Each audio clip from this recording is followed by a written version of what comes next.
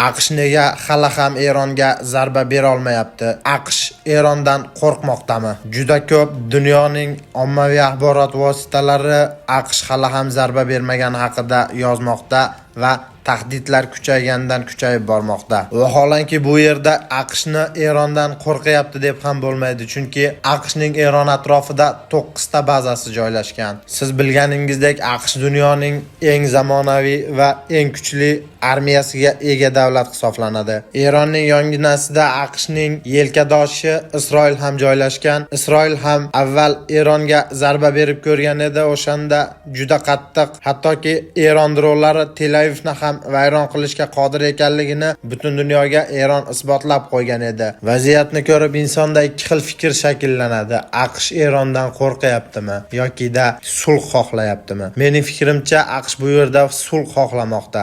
Lekin AQShlik bir qator zobitlar Eron bo'yicha o'z fikrlarini bildirib o'tmoqda.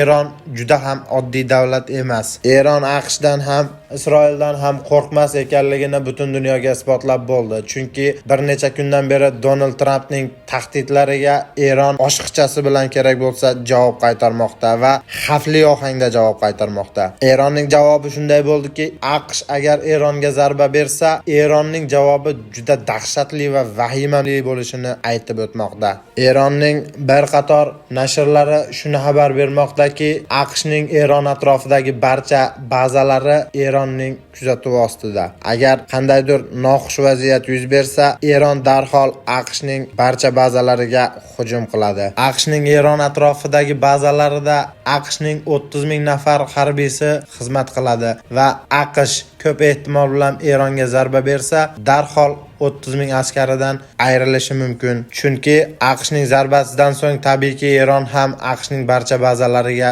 o'z xavfli qurollaridan zarba berishni boshlaydi. Mening shaxsiy fikrim do'stlar, ikki davlat ham muammoni diplomatik yo'l bilan hal qilsa yaxshi bo'lar edi. Eron va AQSh o'rtasida kelishuv yuzaga kelsa, Yaqin Sharqdagi tahlikaviy vaziyat ancha iziga tushgan bo'lar edi. O'z fikringizni kommentariyada yozib qoldiring va bu biz uchun juda qiziq bo'ladi. Kanalga obuna bo'ling, like bosib bizni qo'llab-quvvatlang.